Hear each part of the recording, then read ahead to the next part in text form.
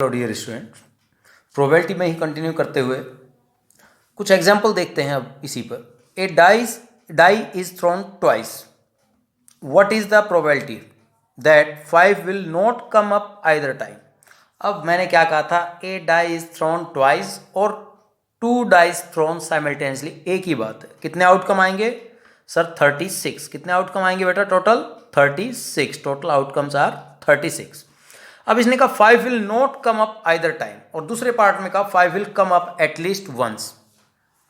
तो भाई ध्यान देना, सारे आउटकम लिखने की जरूरत नहीं है, आप सिर्फ वो लिख लीजिए जिनमें 5 आपको दिखाई दे रहा है। 5-1, 5-2, 5-3, 5-4, 5-5, 5-6 और सर 1-5, 2-5, 3-5, 4-5, 5-5, 6-5। यानी कि अगर मैं इनको भी अलग से दिखाई दे गया होगा, समझ में आ गया होगा, मैंने सिर्फ वो लिख लिए, तो सर 6 तो होगा ही, ये 7, 8, 9, 10, 11 ये वाला पहले शामिल हो चुका है। तो टोटल आउटकम 36 है। 11 टाइम 5 आ रहा है। क्वेश्चन ने कहा 5 will not come up either time, तो कितनी बार नहीं आ रहा सर? पहले पार्ट में नहीं आ रहा। पहले पार्ट की प्रोबेबिलिटी क्या होगी समझ जाना, 5 will not come up either time.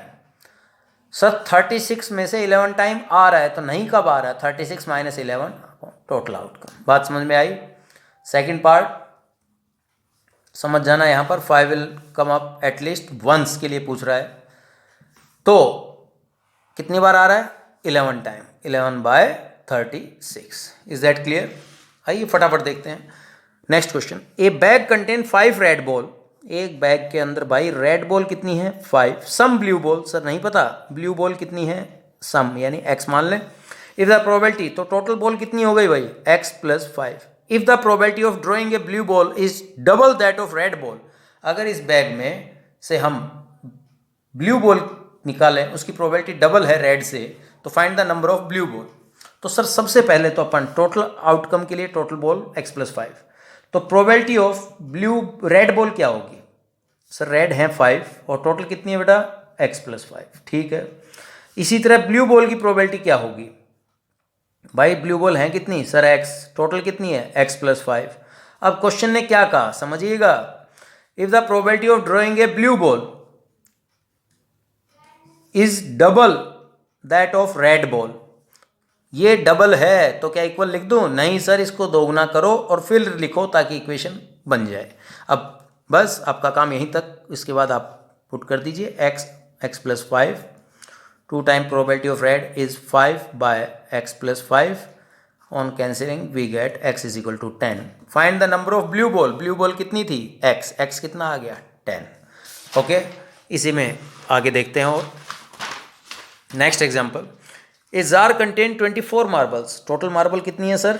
24। Total marbles 24। Some are green other are blue, let green marble be x।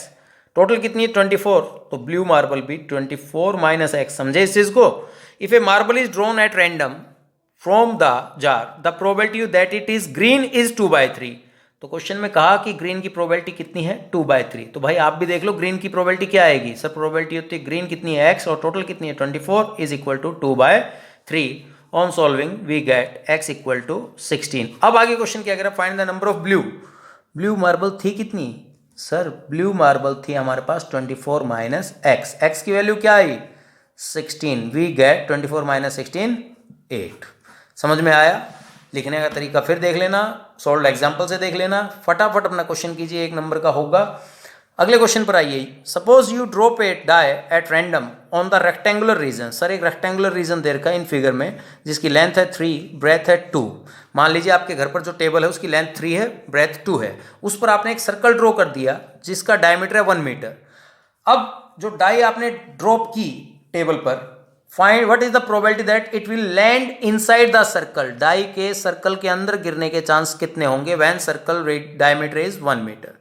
तो इस क्वेश्चन में भी वही चीज लगेगी सर, इस क्वेश्चन में भी यही चीज लगेगी सर। टोटल आउटकम के लिए हमें एरिया ऑफ रेक्टेंगल निकालना पड़ेगा। कितना आया बेटा 3 × 2 = 6 मीटर स्क्वायर। और सर फेवरेबल के लिए एरिया ऑफ सर्कल निकालना पड़ेगा। एरिया ऑफ सर्कल क्या होगा पाई r स्क्वायर, डायमीटर 1 दे रखा है तो पाई रेडियस 1/2 स्क्वायर = पाई/4। तो सर प्रोबेबिलिटी क्या होगी, it will land inside, land inside की प्रोबेबिलिटी क्या होगी, क्या था फेवरेबल, फेवरेबल कौन था सर्कल के अंदर गिरने के चांस पाई/4। टोटल आउटकम का एरिया रेक्टेंगल का कितना 6, दैट इज पाई/24। Is that clear. इसके बाद 2 क्वेश्चन और देखते हैं फटाफट। Find the probability if leap year is selected at random will contain 53 Monday.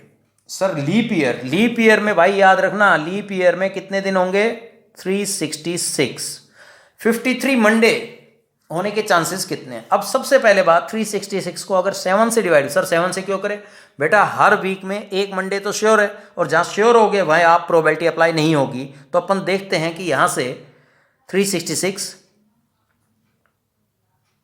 52 week और कितने दिन बचे, लीप ईयर है 366 में 2 डे रिमेनिंग बचे, 2 डे।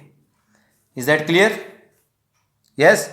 अब बात आती है 52 वीक में 52 मंडे तो श्योर हैं, 53 मंडे होने के चांस कब बनेंगे, जब जो 2 दिन बचे हैं आपके उस पर डिपेंड करेगा। तो सर 2 दिन जो बचे 52 वीक में 52 मंडे तो श्योर हैं, अब बच गए 2 दिन। 2 दिन क्या क्या हो सकते हैं, may be Monday Tuesday, Tuesday Wednesday, Wednesday Thursday, Thursday Friday, Friday Saturday, Saturday Sunday, Sunday Monday. ये है जी 2 दिन, क्यों दोनों दिन कॉन्जिक्यूटिव होंगे, लगातार होंगे। मंडे है तो अगला दिन ट्यूसडे ही आएगा, ट्यूसडे है तो अगला दिन। अब इनमें मंडे कब कब आ रहा है, 2 बार आउट ऑफ 7। तो probability of getting 53 Monday B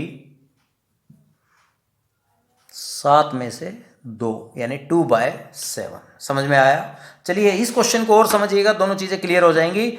A non leap year, sir non leap year में डे कितने होंगे भाई, नॉन लीप ईयर में 365। और सर अगर 365 को हम वीक के डेज से 7 से डिवाइड करें तो नंबर ऑफ वीक आएंगे 52 वीक, मगर इस बार रिमेनिंग क्या बचेगा 1 डे। अब 52 वीक में 52 मंडे तो हो गए, 53 मंडे के लिए अगला एक दिन क्या होना चाहिए मंडे। अगला एक दिन मंडे जरूर नहीं, हो सकता है एक दिन है जो मंडे हो, Tuesday, Wednesday, Thursday, Friday, Saturday और संडे। मगर इन 7 दिनों में से देखिए 52 वीक में 52 मंडे आ गए, इसका मतलब वहां पर प्रोबेबिलिटी नहीं लगेगी। प्रोबेबिलिटी कहाँ अप्लाई होती है, जहां आप श्योर ना हो। अब एक दिन जो रिमेनिंग बचेगा अगर वो मंडे हुआ तो 53 मंडे हो जाएंगे। अब वो एक दिन 7 में से 1 होने के चांस, यानी कि 53 मंडे के चांस कितने हैं 1 आउट ऑफ 7, 1/7। तो डियर स्टूडेंट्स इसी पर बेस्ड अपने क्वेश्चन करते रहिए।